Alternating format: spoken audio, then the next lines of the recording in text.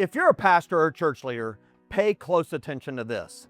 Financial stress may be one of the biggest hidden discipleship issues happening in your church right now. Because money stress doesn't just affect budgets. It affects marriages, it affects anxiety levels, it affects generosity, and because of that, it affects engagement and spiritual growth. And most people don't stay stuck financially because they don't care.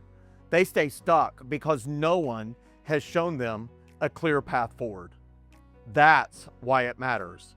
Because your church, well, it's uniquely positioned to help. And today, I want to walk you through 5 reasons people stay stuck in money stress and what your church can actually do to help. Reason number 1, they've never been shown a clear plan. Most people don't have a money plan. They have bills, and they're reacting, not leading. They're hoping, not deciding. And without a simple step-by-step framework, even smart and capable people spin their wheels without traction. So how can your church help them? Give them clarity.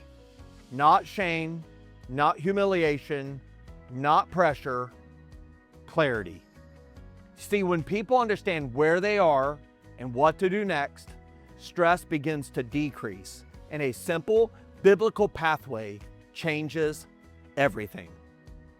Reason number 2, they feel isolated and embarrassed. You see, money struggles carry shame, and people assume that they're the only ones behind, the only ones that have debt, the only ones fighting about money at home. So they stay quiet, and silence keeps them stuck. Your church can help by normalizing the conversation.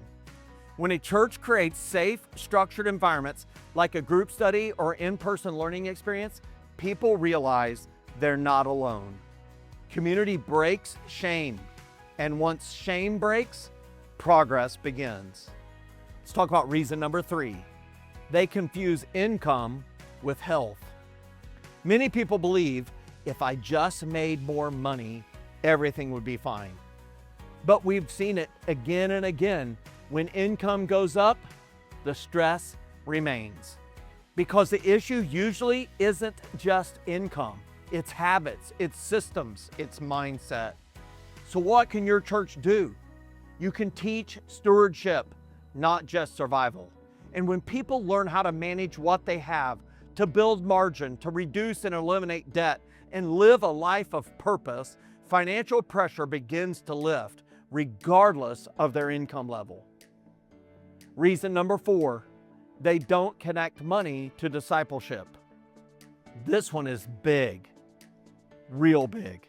If money is just a math issue, people will treat it like a budgeting app problem. But money, it's a spiritual formation issue. Jesus talked about money constantly, not because he wanted offerings, but because he wanted hearts to be free. And your church can set the stage and frame financial growth as spiritual growth. And when people see generosity, margin, and wise stewardship as part of their walk with Christ, motivation will shift from fear to purpose. And that changes, well, it changes everything. Reason number 5, they don't know what their next step is. Even motivated people stall when they don't know what to do next. Should they pay off debt first? Should they build savings first? When do they start giving? Should they begin investing? And when they do invest, should it be college or for their retirement? Without a clear next step, people freeze. Your church can bridge the gap when you provide a pathway that has clear steps, not just inspiration, but practical steps. Churches that offer a clear next step, whether that's a stewardship workshop, a group study, or an ongoing personal finance discipleship study, those are the churches that see real and substantive change. Because transformation happens when clarity meets action. So if you're watching this as a pastor or church leader and you're thinking, yes, our people are dealing with this. I see all of this in my church.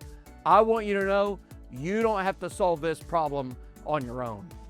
Here at INJOY, we've put together a practical guide designed specifically for churches that want to reduce financial stress in their congregation and cultivate a stewardship and generosity culture over time. It walks through what a sustainable personal finance strategy in a church looks like, the different environments that work, events, group studies, discipleship programs, and even more.